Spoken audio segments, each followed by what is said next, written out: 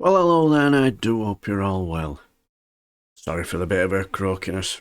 Just coming out of a cold, so if you've noticed in these videos, I've been blowing my nose and looking like Rudolph the Red-Nosed Reindeer. Nose bunged up to buggery. Anyway, yeah, I know it's Saturday, and usually I don't do homework at the weekend, so to speak, but with the football season over and I have time on my hands, and new season starts in how many months' time, I just decided to keep my mind and body active, and I thought I should do a couple of these for today. And I might do a few more over the weekend, depending. Now, but anyway, these next two videos, this one and the one for 10 AM today, these are absolute pearlers. Now in this one, agree with Diane Abbott politically or not, doesn't really matter, it's neither here nor there in this situation, but underestimate her at your peril. Now, as we've seen in the last two videos, Tom Pursglove have been basically saying how wonderful this world-beating Rwanda agreement is and how those lucky devils are that we're going to be flying them to Rwanda to live their life of luxury, sunny uplands and golden unicorns, and those people should be grateful for us sending them there. Well, when Diane Abbott pours cold water over all this drivel by using a similar scheme that Israel used with Rwanda, Tom Pursglove reverted to the old party rhetoric about nothing to see here and move along. And now I'm going to patronise you for using a word that I didn't use, while at the same time I'm going to pretend that your argument with facts and evidence to destroy mine are, well, true. I don't have any evidence to back that up, but fake news. He didn't say that, but you know what I mean. But like I said, underestimate Diane Abbott at your peril, Tom Pursglove. Thank you, Diane Abbott. Minister, yourself and your servant colleague mentioned Australia. Let's talk about Israel. In 2014 to 2017, Israel sent 4,000 refugees to Rwanda. The UNHCR said in 2017 those persons have not found adequate safety or a durable solution to their plight, and many have subsequently attempted dangerous onward movement within Africa and Europe. How many have stayed? Must be thousands of them. They've all found adequate home and lived the life of paradise. Amongst their problems was they weren't fluent in the local language, they didn't understand the culture, finding work was nearly impossible. So by 2018, of the original 4,000, only 9 were left in Rwanda. How can you be sure that your random scheme won't end up like that?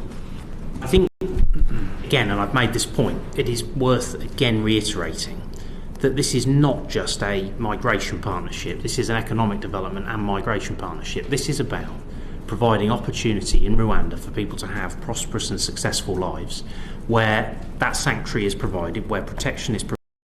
Tom, she's already told you that Israel sent 4,000 and in 2014 was it, I think, and in 2017 only 9 remained. You tit. Provided in Rwanda for those who seek it, and that there is support around skills, that there is support around jobs, and that there is support around integration and capacity building. That is entirely why this policy has been developed in the way that it has, to make sure that people are able to have that longer term sanctuary if that is what they themselves wish to have. And who will be paying for this support around jobs and the rest of the thing you mentioned? Will it be the Rwandans or will it be the UK? Well, it is of course for the Rwandan government to make appropriate decisions in Rwanda about the support that they provide and the way that is delivered. It wouldn't be for me to be prescriptive to them. Do you think the Rwandan government and the Rwandan people will welcome refugees in with open arms? About the form that takes, but of course we continue to have pay for it. Well, so the point is that there is this £120 million contribution that has been made at the outset, and we will continue to provide support as part of the processing of cases akin to the sums of money that we spend on this currently in the United Kingdom. And I go back to the point, and I suspect that you would be one of the first people to criticise if we were trying to do this. First sign of stress levels going up because he's been asked a bit of a zinger, and now he's complaining that the questions are too hard and making him look like a complete bell tap. In a way that I would argue you would probably put it as being on the cheap. What we are doing is making sure that this is properly funded, properly set up, because we see that economic development piece as being equally important to the migration issue as well.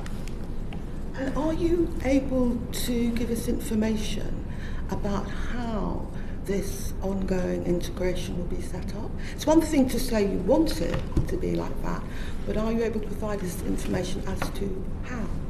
I think that will become clearer as this partnership develops. I go back to the point, again, that the Rwandan government has a long track record of providing sanctuary in their country for people seeking it. They, of course, have done that in cooperation with the UNHCR and the European Union, for example, through the emergency transit mechanism. And what we will see, and there will be this continued and constant dialogue with the Rwandans, there is a commitment to deliver skills, jobs, integration. It's right that we are not prescriptive about what that looks like. It's right that the Rwandan government take the lead in delivering that. But our commitment is fundamental in backing that, because we want to see people properly supported and we want to see them prosper and succeed if relocated to Rwanda. Yeah, but you say Rwanda has a great record on this, but as I mentioned right at the beginning, Israel sent 4,000 refugees there between 2014 to 2017, and by 2018 only 9 of them were left in Rwanda, so its record can't be that good. It isn't clear precisely what the details of the arrangements that the Israelis may or may not have had with the Rwandan government, or any other government for that matter. You'd have thought it'd be pretty much what we're doing, you tit. Around the resettlement of individuals.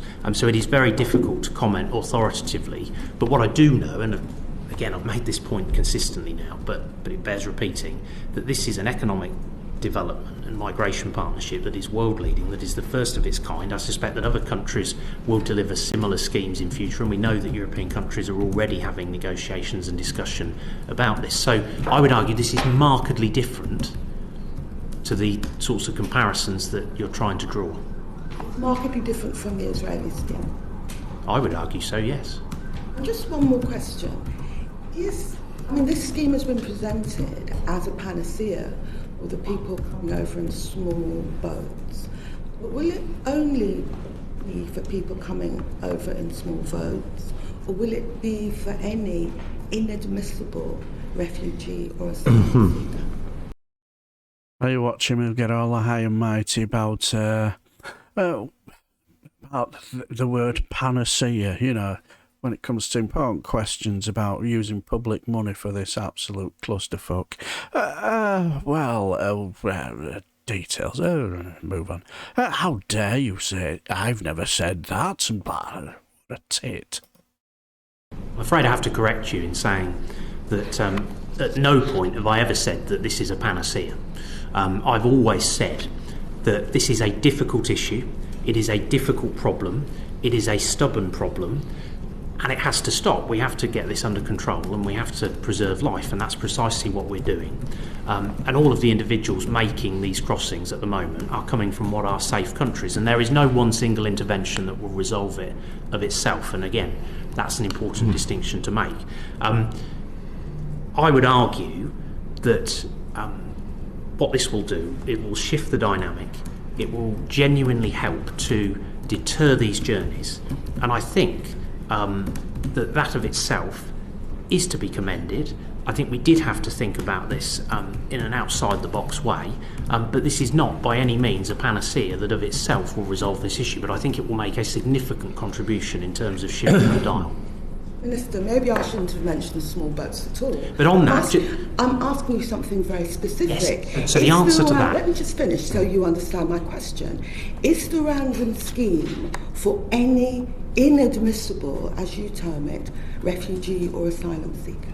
So what we're talking about here is people who make dangerous and unnecessary journeys to the United Kingdom, as I set out, those who are leaving what are safe countries, putting their lives at risk in doing so. For example, that includes small boat arrivals, that includes, for example, people coming in the backs of lorries.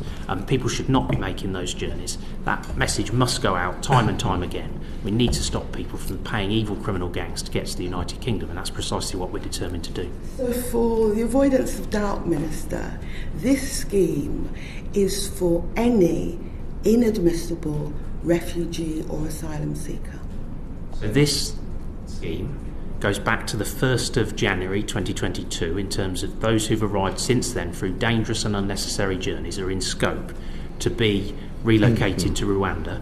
But I make the point that we will work on a case-by-case basis, and the key consideration in every case will be, is it safe and appropriate for that individual to be relocated in this way?